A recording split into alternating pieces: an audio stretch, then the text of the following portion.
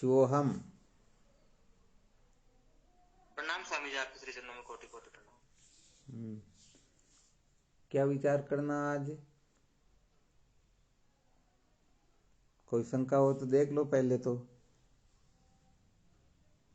शंका तो नहीं, ये तो पक्की बात है, क्योंकि शंका होती तो एक एक सेकंड का हिसाब किताब रहता कि अरे भाई समय होने वाला। ये तो पक्का हो गया। शिव शिवम स्वामी जी। हाँ शिव हम। कैसे हम जल्दी से जल्दी जन्म मृत्यु से छूटे, उसका मतलब क्या कहूँ मैं, जल्दी से जल्दी मतलब हमको जन्म मरण से छूटने की कोई ऐसा उपाय हो जो को कम करना पड़े, जल्दी हो जाए। इसके लिए तो सारे उपायों का ही त्याग कर दो, और क्या। वैसे देखा जाए तो समस्त उपाय के त्याग का नाम ही सत्य का साक्षात्कार होता है। जी। अब अपने को समझना यहाँ पर यह है, उपाय का जो त्याग किया जाता ना,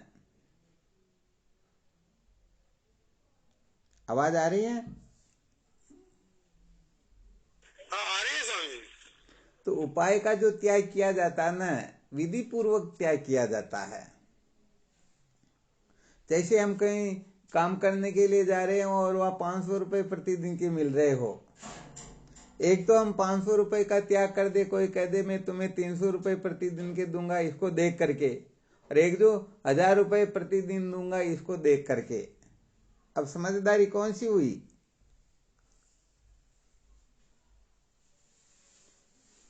1000 वाले। 1000 वाली हुई है ना। तो यहाँ पर समस्त उपाय का त्याग करने का जो संकेत किया गया है, असलियत तो यही है, जब तक इन सब का त्याग नहीं हो जाता है तब तक समझो हम रास्ते में ही चल रहे हैं, अभी तक पहुंचे नहीं। चलने का त्याग ही तो लक्ष्य पर पहुंचना होता है, या कुछ और होता है?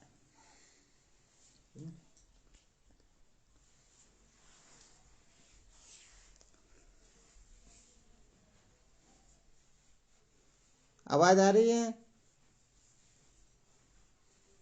अरे कोई ड्यूटी पर लगे होंगे तो भी सभी ड्यूटी पर थोड़ी लग रहे हैं क्या?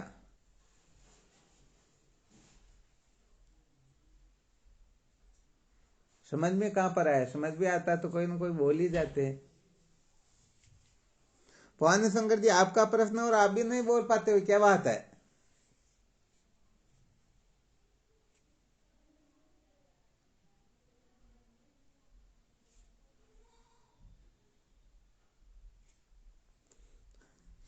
इसीलिए फोन में गड़बड़ घोटाला ही होता है। सामने बैठ के जो चर्चा होती है ना, वास्तव में वह बड़ी विलक्षण होती है।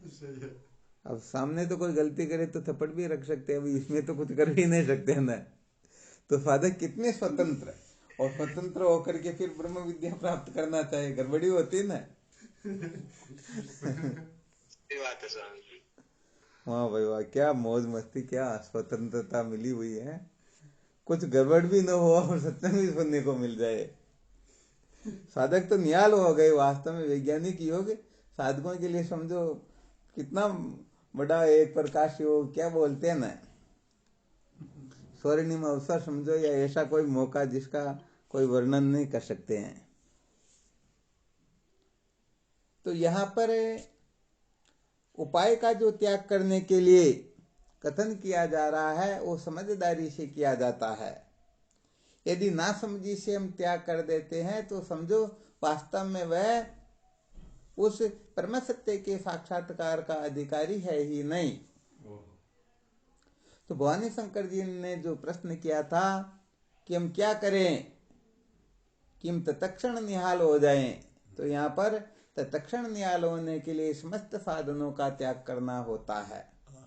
जब तक हम किसी न किसी साधन में लगे रहते हैं, तब तक समझना चाहिए कि अभी तक साध्य की प्राप्ति नहीं हुई, और जब साध्य की प्राप्ति हो जाती है तो फिर किसी साधन की आवश्यकता भी नहीं रहती है।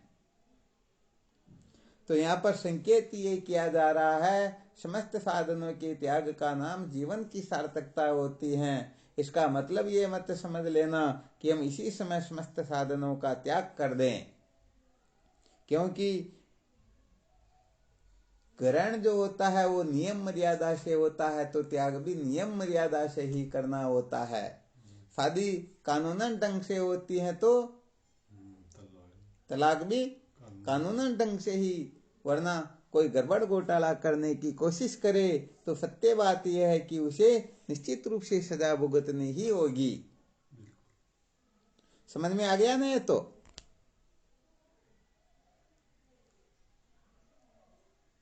आ गया गुरुदेव स्वामी जी। तो बस यहाँ पर साधनों का त्याग तो करना है, परंतु उस साधन का जो फल है हमें प्राप्त हो जाए, और फल प्राप्त होने के पश्चात हम उससे निकृष्ट की ओर नहीं जाते हैं, बल्कि उत्थान की ओर ही।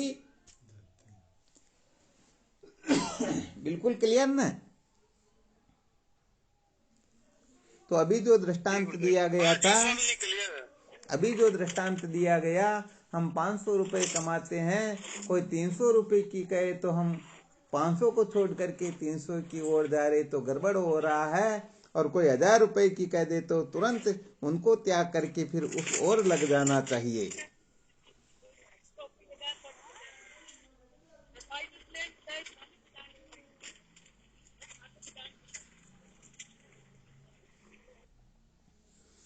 तो कुल मिलाकर के ये बात अपने को अच्छी तरह से समझ लेनी चाहिए कि कब ग्रहण करना है, कब त्याग करना है। यदि इस रहस्य को कोई ठीक तरह से समझ ले तो सत्य बात यह है कि वो सदा सदा के लिए समस्त बंधनों से मुक्त होकर के अपने जीवन को सार्थक कर ही लेता है।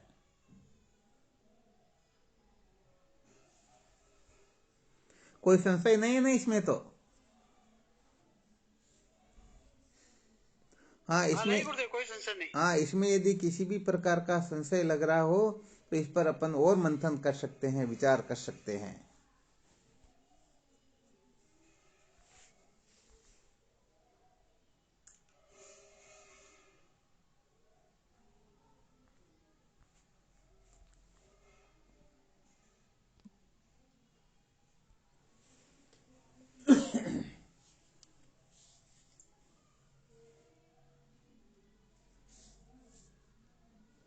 अरे कोई प्रश्न नहीं करे वापस। कम से कम ये तो करना ही चाहिए कि कब पता लगे कि साधन का ग्रहण करना है या त्याग करना। चलो आप लोग ही बताओ, आप लोगों को इतना समझ में आ गया हो तो साधनों का ग्रहण और त्याग कैसे होता है, किस समय ग्रहण करना होता है, किस समय त्याग कर देना होता है, कैसे पहचान होगी कि इस समय हमको किस साधन की आवश्यकता है। ये तो एक प्रकार का सूत्र हो गया, संकेत हो गया, दृष्टांत हो गया। हाँ शिवम बोलो। गुरुदेव अगर अधर्म निकल गया हो तो धर्म का त्याग कर देना चाहिए। क्या बात, बहुत बहुत निकल धन्यवाद। गई हो तो उपासना का त्याग कर देना चाहिए गुरुदेव। बहुत सुंदर, अति इस उत्तम प्रकार बात के है। क्रम से आगे बढ़ना चाहिए गुरुदेव। बहुत बहुत धन्यवाद है। अच्छा, इसमें कैसे पता चले कि हम यहाँ पर वैसे देखा जाए तो थोड़ा और संकेत कर देते हैं। वैसे कहने में तो यही कथन करने में आएगा कि जब जीवन से अधर्म निकल जाए तो धर्म का त्याग कर देना होता है, परंतु यहाँ पर ध्यान रखना है, ये जो धर्म है ना, धर्म का त्याग नहीं होगा बल्कि वही धर्म और विशेष रूप से पुष्ट होगा। जी गुरुदेव। हाँ, यदि ऐसा कह दे तो फिर संसार के लोग देख लेंगे, रे यहाँ तो धर्म के त्याग की चर्चा की जाती है, तो ऐसी जगह पर अपने को नहीं रुकना है। तो वो सत्य का साक्षात्कार तो कर नहीं पाएंगे, बल्कि सत्य के साक्षात्कार से सदा के लिए वंचित हो जाएंगे। वरना सत्य बात तो यही है, जिज्ञासुओं को तो यही निश्चय करना है, क्योंकि जब सत्य का साक्षात्कार किया जाता है उस समय किसी की परवाह नहीं की जाती है, और जो परवाह करते हैं या खंडन मनन से डरते हैं तो सचमुच में सत्य के साक्षात्कार से वंचित ही रह जाते हैं। तो अपने को एक पहलू तो ये समझना, और दूसरा पहलू ये बताया गया यहाँ धर्म का त्याग नहीं होता, बल्कि धर्म और पुष्ट होता है। जब वासना का त्याग हो जाए तो कहने का मतलब वासना का त्याग करते समय जो उपासना होती है वो समझो धर्म का ही और परिपक्व रूप होता है। फिर योग आदि की क्लासों में बैठेंगे तो धर्म ही तो पुष्ट होते जा रहा है। जैसे एलकेजी उत्तीर्ण होने के बाद में एलकेजी का त्याग करके फिर यूकेजी में बैठ जाते हैं तो वो एलकेजी जरूर त्यक्त हुई, परंतु जो एलकेजी में था वही तो यूकेजी में रहेगा, वही तो 5वीं 10वीं आगे में रहेगा। उसका त्याग थोड़े होगा क्या? एलकेजी तो रहेगी गुरुदेव। हाँ, एलकेजी का त्याग होगा, परंतु त्याग करने वाला तो रहेगा ना। तो एलकेजी के समय जो अध्ययन किया, जो रहस्य समझा, वो आगे अंत तक काम करेगा या नहीं करेगा?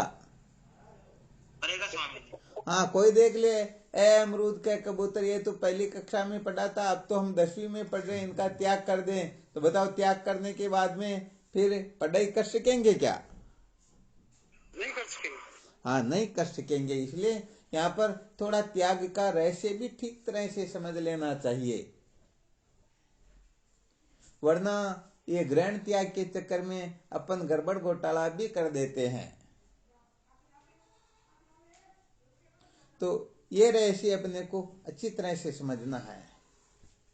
या यदि हम गड़बड़ कर दें तो फिर सचमुच में बड़ी गड़बड़ निश्चित रूप से हो जाती है, क्योंकि जैसे अधर्म का त्याग होने के बाद में धर्म का भी त्याग कर देना चाहिए। अब धर्म का त्याग करके कोई अधर्म करने लग जाए तो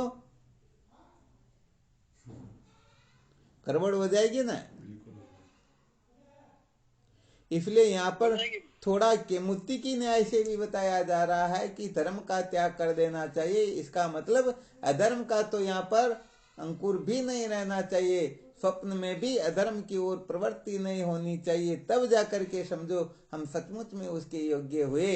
अब हमें इसका त्याग करके आगे की कक्षा में बैठने के लिए तत्पर हो जाना चाहिए। तो धर्म का फल क्या है?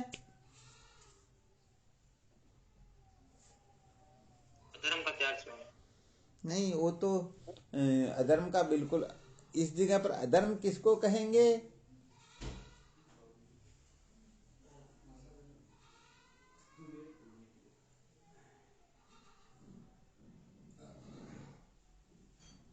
और इतना टाइम कैसे लग गया? धर्म का फल तो स्वामी जी सूरज है।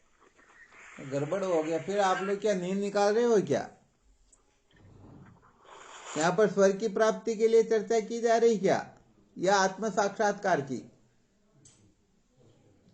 अपनी चर्चा चल रही, परम पुरुषार्थ की, ब्रह्म साक्षात्कार की चर्चा चल रही। तो यहाँ पर धर्म का उपयोग क्या? अंतःकरण की शुद्धि, मलादि दोषों से छुटकारा प्राप्त करना। गड़बड़ क्यों कर रहे हो फिर?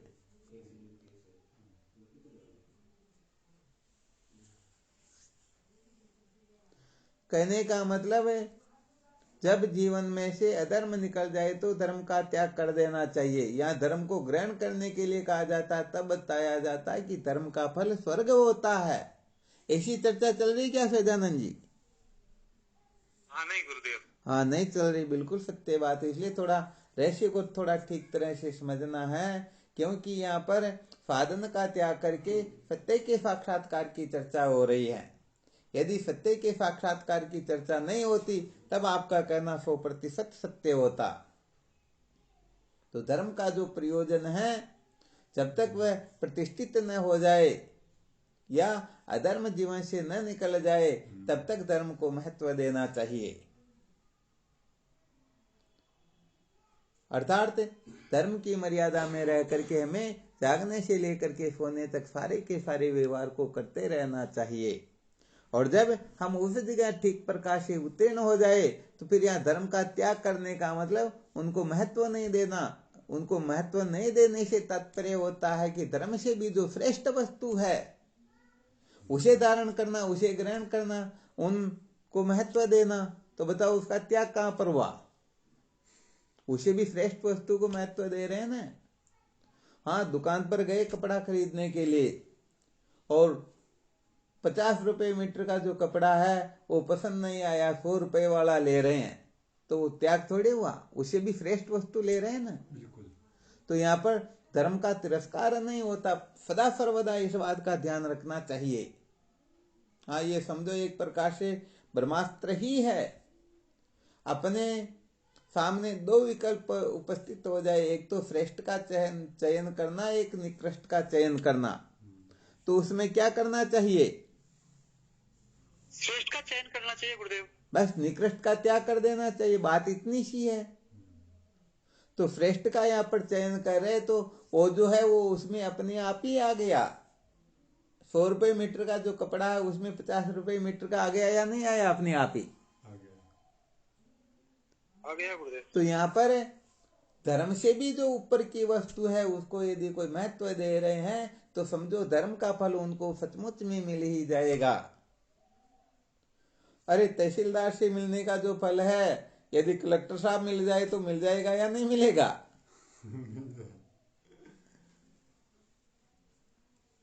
मिल जाएगा स्वामी। हाँ, मिल जाएगा ना, बिल्कुल सत्य बात है।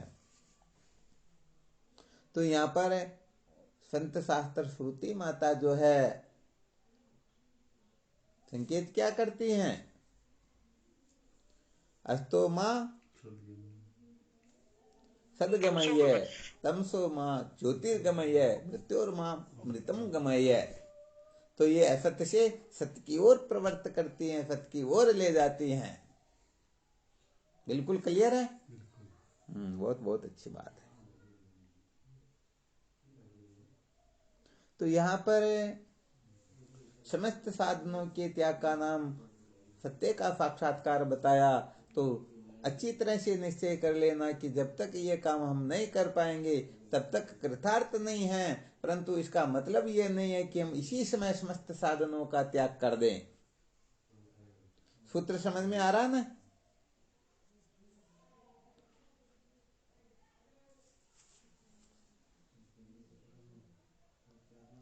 सूत्र समझ में नहीं आया क्या?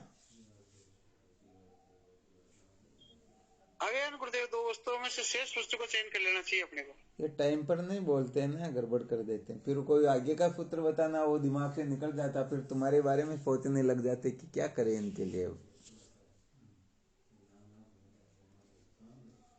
कोई अच्छा सूत्र बताना था, निकल गया, क्या करें अब।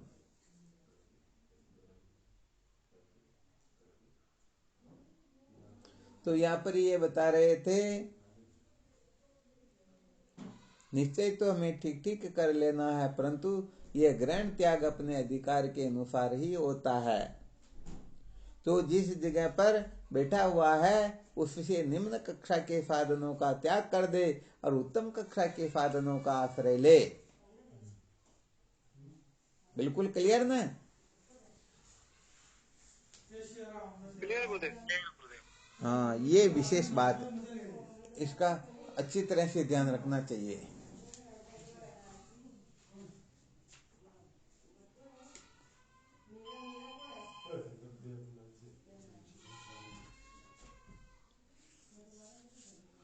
हाँ, इसमें यदि कोई संशय हो तो इस पर थोड़ा और विचार करते हैं।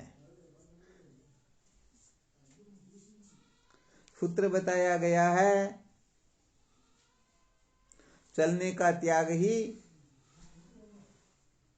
पहुंचने का क्या होता है? पहुंचने की पहचान, पहुंचे या नहीं पहुंचे, चलने का त्याग हो गया तो समझो हम पहुंच गए। भोजन का त्याग कर दिया तो समझो हम तृप्त हो गए। नींद का त्याग कर दिया तो समझो हम नींद से पूर्ण हो गए। तो भोजन का त्याग ही क्षुधा की निवृत्ति है। तो कोई सोच ले 2-4 ग्रास खा करके चलो भोजन का त्याग कर दे, तो वो तृप्ति का अनुभव करेगा या भूख का अनुभव करेगा? तो बस देखना ये है कि हम किस समय त्याग करें, बात इतनी सी है। 2-5 ग्रास खा करके कोई त्याग कर रहा है तो फिर उसका चित्त वो रोटी की ओर ही जाएगा। तो ये छोटा सा संकेत है केवल मात्र।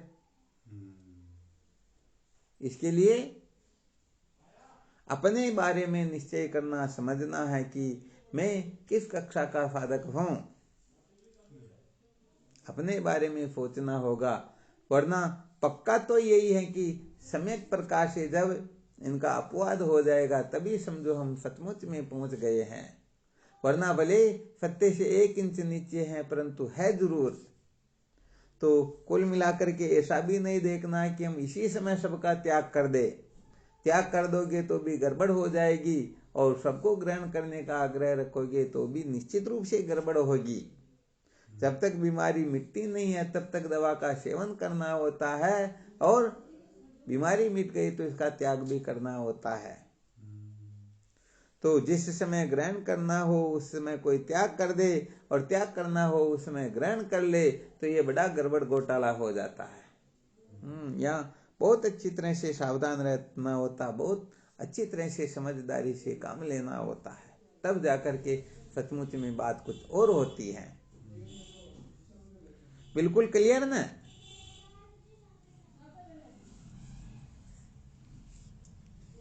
अच्छा, इसमें कोई शंका हो तो देख लो। और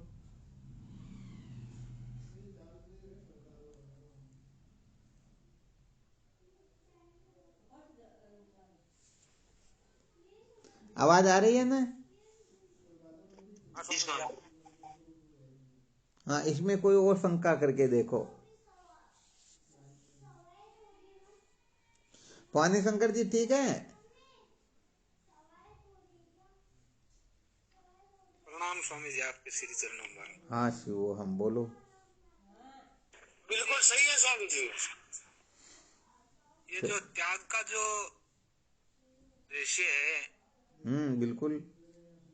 ये हम लोगों को कैसे पता लगेगा इस साधन में अब हम पूर्ण हो गया, इसका त्याग करके आगे बढ़ना है? बहुत बहुत धन्यवाद, ये बहुत अच्छा प्रश्न है। क्योंकि साधक लोग इस समय समझते ही नहीं, बड़ा गड़बड़ घोटाला कर देते हैं। जिस समय त्याग करना होता उसमें ग्रहण कर लेते हैं और ग्रहण करना हो तब त्याग कर देते हैं। अच्छा, जैसे विचार करो, सर्वप्रथम जीवन के अंतर्गत किसकी आवश्यकता होती है? हाँ, जो बताएंगे समझो वो उत्तम कक्षा के साधक है, समझो वह उस जगह से होकर के निकल गए, वैसा उनका जीवन बन चुका था। ग्रहण और त्याग की आवश्यकता होती गुरुदेव? नहीं, ये तो मुख्य फॉर्मूला हो गया ना।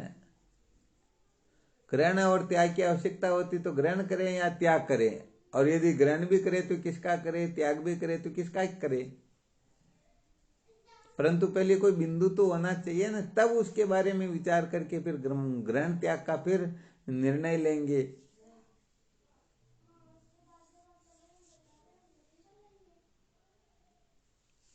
पहले तो गुरुदेव विवेक की जरूरत होती है स्वामी जी, विवेक। बहुत धन्यवाद। सजानंद जी क्या कर रहे हो? जब तक हम इस बात को जानते नहीं है गुरुदेव, पहले तो हम सबसे पहले तो आवश्यकता है श्वास की, प्राणों की। श्वास की, प्राणों की? तो जो साधन जो है, साधन तो हम स्वच्छ है तभी कर पाएंगे, इसलिए फिर किसका त्याग करे किसका ग्रहण करे ये तो बाद में होगा। नहीं, श्वास की प्राण की ये बताइए, ये समझ में नहीं आया, वापस बोलो। भाई जैसे पहले तो हम रहने की आवश्यकता है, रहने के लिए हम जिस जगह पर ऑक्सीजन मिले तब हमारा प्राण रह पाएंगे, हम रह पाएंगे। अरे तो ये तो प्रश्न ही नहीं, गड़बड़ घोटाला फिर कर रहे हो, ये तो स्वतः ही है ना। कोटि प्रणाम। हाँ शिवम बोलो। स्वामी जी, सबसे पहले तो एक बिंदु बनाना पड़ेगा कि हम सर्व दुखों की निवृत्ति और परमानंद की प्राप्ति। हाँ, बहुत धन्यवाद, ये होगा तभी वो कुछ न कुछ कर पाएंगे। सजानंद जी, ये तो प्रत्यक्ष कहने का मतलब ऑक्सीजन किस जगह पर नहीं हो तो सभी जगह पर, या कोई दृष्टांत दे रहे हो यहाँ पर?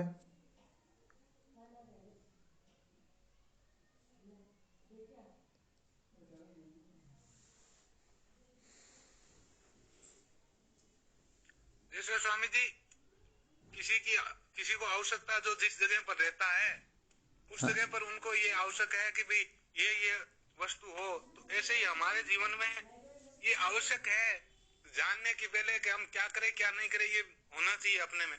फिर कहने का मतलब जो सुख रूप है उसको चाहना होगी, ये दुख रूप है उसको त्याग करना होगा। ऐसा हम कर तो पाए, परंतु वास्तव में ऐसा नहीं कर पा रहे हैं हम अब। हाँ, यह थोड़ा संकेत करते, जैसे आपने कहा ना कि सबसे पहले तो ऑक्सीजन की आवश्यकता होती है, ऐसा ही कह रहे थे ना। हाँ जी गुरुदेव। तो ऐसा कहना थोड़ा गड़बड़ हो जाता है। क्यों? क्योंकि ऑक्सीजन तो सर्वत्र उपलब्ध है। यदि इसको कहना हो तो ऐसे कह सकते हैं कि जैसे बिना ऑक्सीजन के हम जीवित नहीं रह सकते हैं, बिना श्वसन क्रिया के हम जीवित नहीं रह सकते हैं, उसी प्रकार से इन साधनों के बिना काम नहीं चलता। तो कहने का थोड़ा को तरीका बदल जाए ना, क्योंकि जो वस्तु सर्वत्र उपलब्ध होती उनका केवल दृष्टांत दिया जाता, तो इसीलिए दिया जाता है कि बिना ऑक्सीजन के जीवन शेष नहीं रहता है, इसके बिना हम जीवित नहीं रह सकते हैं। आधा जो होता उसमें थोड़ी गड़बड़ होती, गड़बड़ नहीं है, परंतु फिर भी थोड़ा साधकों को और विशेष सावधान होना, पूरा वक्तव्य ऐसे प्रस्तुत करे कि उसमें कोई शंका न रहे। तो ये आपने दृष्टांत दिया या रहस्य समझाया? ये स्वामी जी दृष्टांत है कि भाई जिसके हाँ। बिना हम मेरे साधन जो है इनकी आवश्यकता है।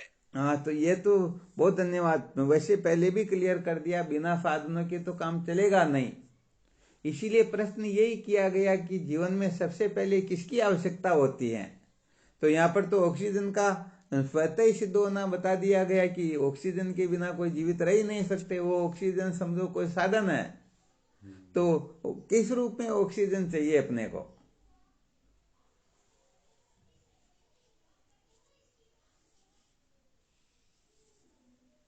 अब इसलिए गुरुदेव ये जो एक ही बात नहीं है, सब जीव है ये सुख चाहते हैं और दुख, ये परमानंद को प्राप्त होना चाहता है, ये सर्व दुखों से छूटना चाहता है। ठीक बात है। इसलिए किसी प्रकार का जो साधन है वो आगे से आगे तो बढ़ेगा, छोटे से बड़ा। अच्छा, यहाँ पर थोड़ा संकेत और कर देते हैं। जब ये सबसे पहले क्लियर कर दिया गया है कि जीव मात्र सुख चाहते हैं, उनके जीवन का अंतिम लक्ष्य सत्य का साक्षात्कार है, उसके लिए हमें ग्रहण भी करना होगा, त्याग भी करना होगा। इतना जब क्लियर हो गया तो फिर डायरेक्ट अपने को साधन का ही नाम लेना है। फिर वो क्या होता है कि फिर प्रश्न को पुष्ट करना हो जाता है। यहाँ संकेत किया जा रहा है कि किस साधन की सबसे पहली आवश्यकता होती, जैसे भवानी शंकर जी ने विवेक के लिए कह दिया था। अब आप यहाँ पर क्या कहना चाहते हो? बात इतनी सी है।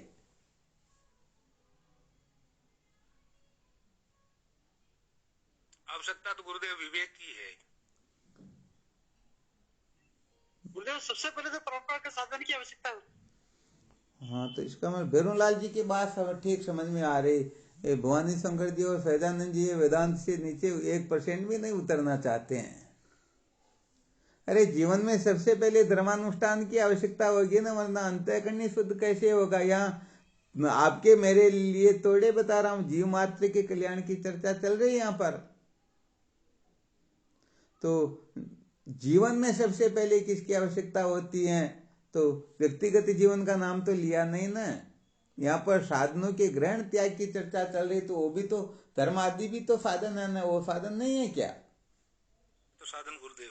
तो फिर गड़बड़ क्यों करते हो? गजब बात। ये तो विवेक की आवश्यकता होती, तो किसने कहा कि विवेक की आवश्यकता नहीं होगी? विवेक तो समस्त साधनों का मूल साधन है। परंतु हो सकता आप में भवानी शंकर जी में विवेक उदय हो गया हो, परंतु जीव मात्र में थोड़ी हुआ क्या? नहीं हुआ गुरुदेव, इसलिए धर्मानुष्ठान की आवश्यकता। तो यही तो बार बार साधकों को अलर्ट रहना, आग्रह किसी जगह पर करना ही नहीं है। आग्रह करना हो तो अपने लिए कर सकते हैं, जीव मात्र के लिए थोड़े कर सकते हैं। तो सत्संग में सुनाया जाता तो सार्वजनिक चर्चा होती है, तो व्यक्तिगत तो हो नहीं रही है। आ गया समझ में? जी गुरुदेव। हाँ, तो इस संसार में चाहे कितना भी बड़ा कोई क्यों ना, पर पहले तो धर्मानुष्ठान की ही तो आवश्यकता होगी। हाँ, ठीक है कि उनका धर्मानुष्ठान का जो फल है किसी को प्राप्त हो रखा है, तो वह जरूर आगे की कक्षा में बैठेगा, परंतु वह भी समझो 1000 लाख करोड़ जन्म पहले जिस समय साधन भजन शुरू किया उसमें उनको भी तो धर्मानुष्ठान की आवश्यकता हुई होगी। जी गुरुदेव, बिल्कुल। तो यहाँ शुरुआत यही कि जीवन में सर्वप्रथम किसकी आवश्यकता होती है, तो धर्मानुष्ठान की ही आवश्यकता होती है। और उस धर्मानुष्ठान के फलस्वरूप यदि वह अपने को कृतार्थ नहीं कर पाता है, फिर भी वह दुखों से मूल सहित छुटकारा नहीं प्राप्त कर पाता है, तो फिर वह खोज करेगा कि नहीं भाई इसमें कुछ न कुछ गड़बड़ है, या तो मैं ठीक प्रकार से कर नहीं पा रहा हूं, अथवा धर्मानुष्ठान के द्वारा सचमुच में हम कृतार्थ नहीं हो सकते हैं, परम सुखी नहीं हो सकते हैं। उस जगह पर फिर आपके स्वर्ग आदि का दृष्टांत फिर चल जाएगा।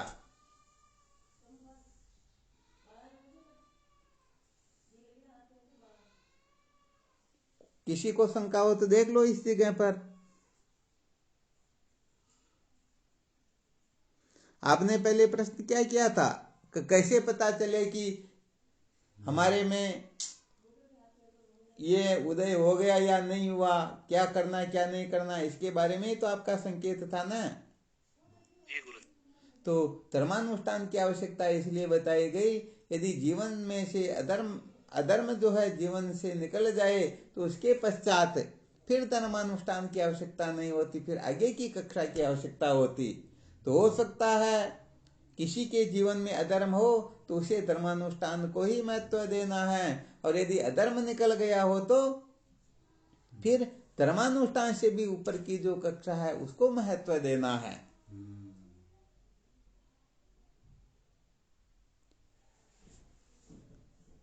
हाँ, इस जगह पर यदि और किसी भी प्रकार से आप घुमा फिरा करके कैसे भी शंका करना चाहो तो कर सकते हो, क्योंकि धर्म भी साधन है, उपासना भी साधन है, योग भी साधन है, ज्ञान भी तो साधन ही है ना। जी गुरुदेव। ज्ञान भी तो अज्ञान की निवृत्ति ही तो करता, कोई ये परमात्मा की प्राप्ति थोड़े करवा देता। यदि परमात्मा की प्राप्ति करवाएगा तो इसका मतलब पहले अप्राप्त था क्या? नहीं। तो ज्ञान के द्वारा जो प्राप्ति होती है उसको नित्य प्राप्त की प्राप्ति कहा जाता है और नित्य निवृत्ति की निवृत्ति कहा जाता है। तो यहाँ पर अपना मुख्य जो सूत्र चला था ग्रहण त्याग के बारे में ही चला। भवानी शंकर जी ने जो प्रश्न किया ना, क्या करें कि हम तत्क्षण निहाल हो जाए, तो तत्क्षण निहाल के लिए सम्यक प्रकार से ज्ञान की निवृत्ति ही अपेक्षित होती है, क्योंकि अज्ञान की निवृत्ति से उपलक्षित अपना आत्मा नित्य शुद्ध बुद्ध मुक्त अद्वितीय ब्रह्म ही है। तो अब ग्रहण त्याग का किया तो फिर वर्णन तो सबका करना होगा। हो सकता है हमारे में से कोई कह नहीं रहा हो, परंतु अधर्म में बहुत ज्यादा रचा पचा हुआ हो, वासना में पागल हो रहा हो, विक्षेप उसे क्षण भर के लिए भी शांत नहीं बैठने देता हो, तो चर्चा तो सब प्रकार की होगी ना। जी गुरुदेव, होगी चर्चा। हाँ, इसलिए सदा सर्वदा थोड़ा कष्ट करके ध्यान रख लिया करो कि इस जगह विषय जो चल रहा है केवल और केवल मात्र उत्तम जिज्ञासु के लिए चल रहा है, या सामान्य जिज्ञासु के लिए चल रहा है, या किसके लिए चल रहा है। अब और कोई प्रश्न करना चाहो जो केवल जिज्ञासु से संबंधित हो तो फिर उसी कक्षा की उसी लेवल की चर्चा करेंगे।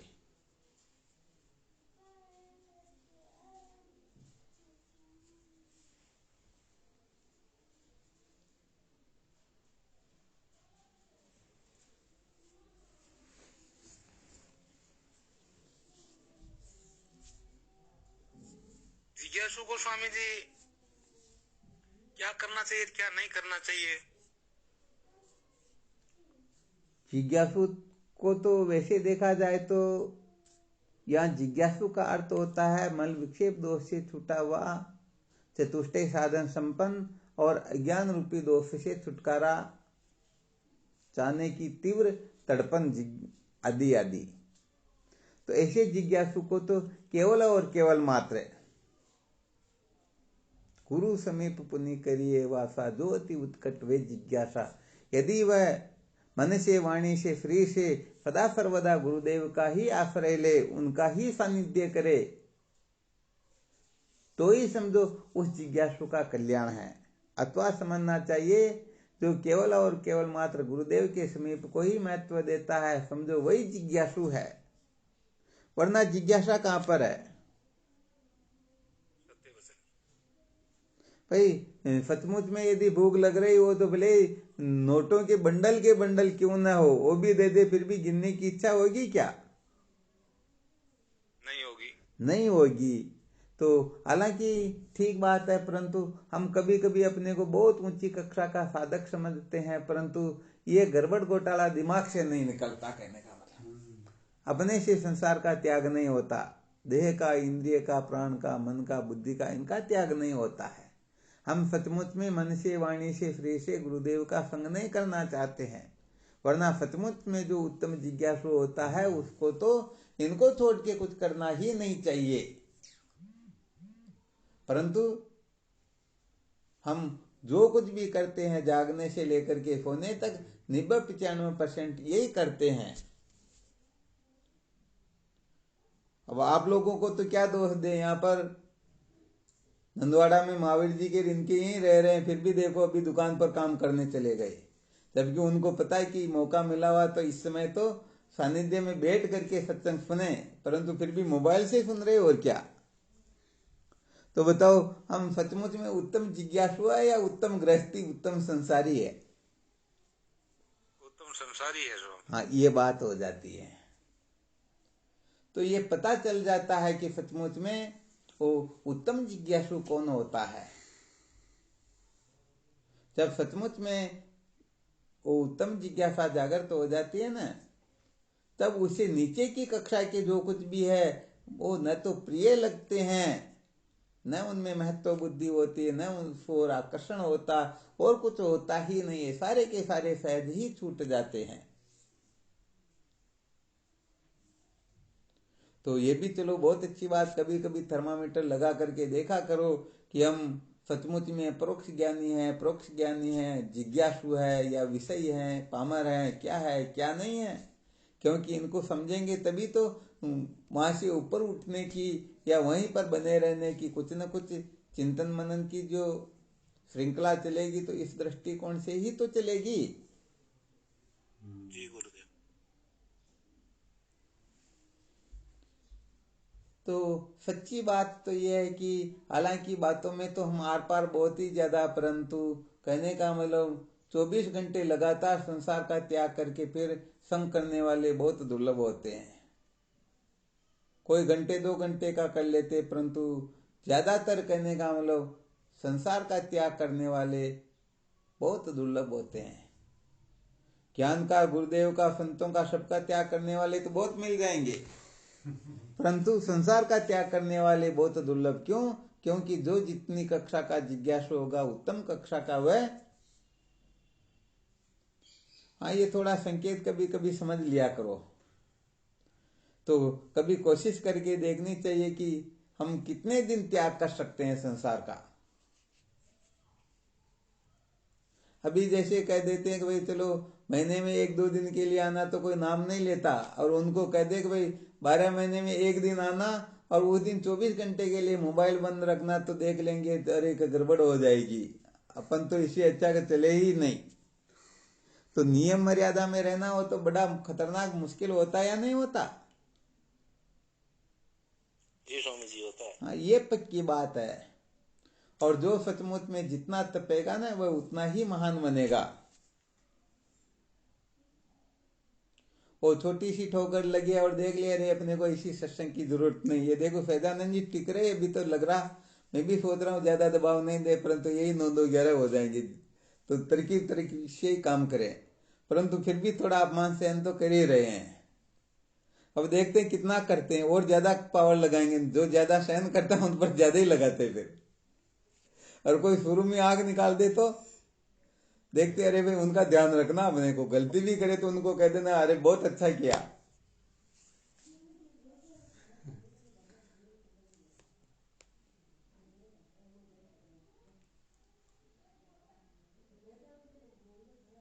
तो तो यहाँ पर सचमुच में जिज्ञासु को क्या करना चाहिए, उसका असली उत्तर तो केवल मात्र यही है, जिज्ञासा की पूर्ति के सिवाय, हाँ ऊपर नहीं उठ पा रहे तो भी दिक्कत नहीं, परंतु उसे नीचे तो उतरना ही नहीं चाहिए। हाँ, ये तो विशेष बात है। तो वह उसे नीचे तो नहीं उतरेगा, ये पक्की बात है, ऊपर नहीं जा पाएगा किसी कारण से। और इसका मुख्य सूत्र बता ही दिया कि गुरु समीप पुण्य करिए वासा, जो अति उत्कट वे जिज्ञासा।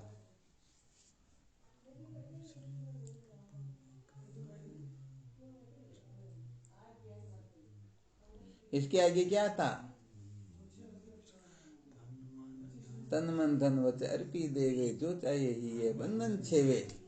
वैसे ये केवल इस सूत्र को ही साधकों को अच्छी तरह से समझ लेना ही, समझो यही ब्रह्म विद्या को प्राप्त करने का ब्रह्मास्त्र है। केवल इतना सा सूत्र बहुत है। तो यहाँ पर थोड़ा भले और संकेत कर देते हैं कि गुरुदेव का समीप न हो सके तो कोई दिक्कत नहीं, परंतु विपरीत वाली जो बात होती है उनकी शंका तो सर्वथा त्याग ही कर दे।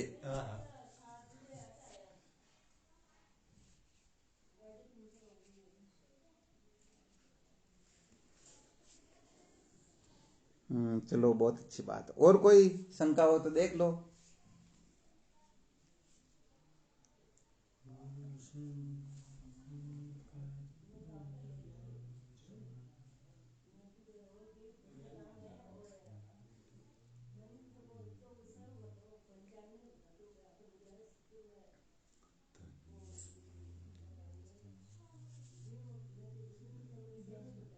कोई शंका नहीं?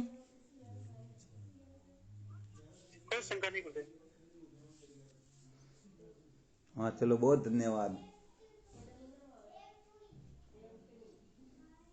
पेरोलाल जी, आज की सत्संग से थोड़ा निश्चय करना, थोड़ा समय पीरियड आपको भी बढ़ाना है। जी गुरुदेव। हाँ, आप वैसे आधा घंटा तो शायद बहुत बहुत बहुत मुश्किल हो जाता। तो धीरे धीरे थोड़ा पुरुषार्थ करो कि इधर से समय बढ़े और उधर से समय। हाँ ये बात है।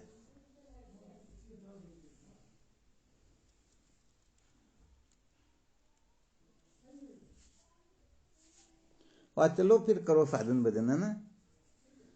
अच्छा, अब के रविवार को देख लेना, यदि 12:30 बजे कोई नहीं जुड़े तो फिर 5 मिनट के बाद में किसी को जोड़ेंगे भी नहीं। चाहे एक साधक भी जुड़े तो ठीक, और कोई नहीं जुड़ेगा तो 5 मिनट के बाद में तो जोड़ेंगे भी नहीं। तो आप लोग थोड़ा ध्यान रख लिया करो, वरना अलार्म लगा दिया करो।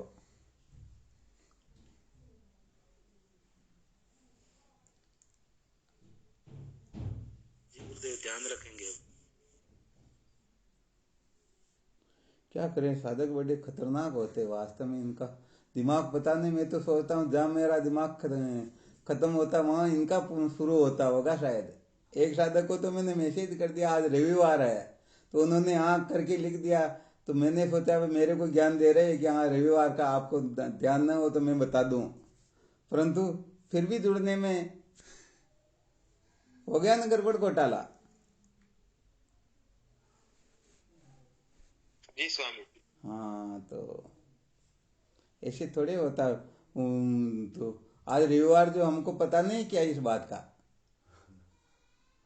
तो संकेत किया जाता, संकेत में समझते नहीं और ज्ञान देते कि हाँ बिल्कुल सही बात है।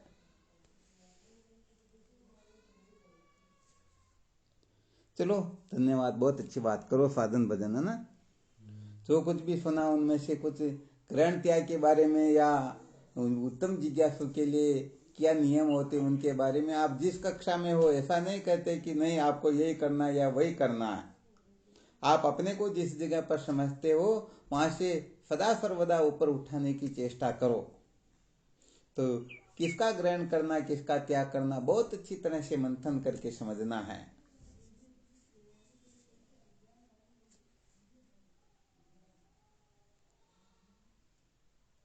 स्वामी जी के चरणों में कोटि कोटि प्रणाम। हाँ शिवोहम। चलो ठीक, शिवोहम। स्वामी जी के चरणों में साष्टांग प्रणाम। हाँ शिवोहम। प्रणाम स्वामी जी, आपके श्री चरणों में कोटि कोटि प्रणाम। शिवोहम नारायण हरि ओम। प्रणाम गुरुदेव। शिवोहम। प्रणाम गुरुदेव, आपके श्री चरणों में बारंबार जय हो आपकी जय। शिवोहम।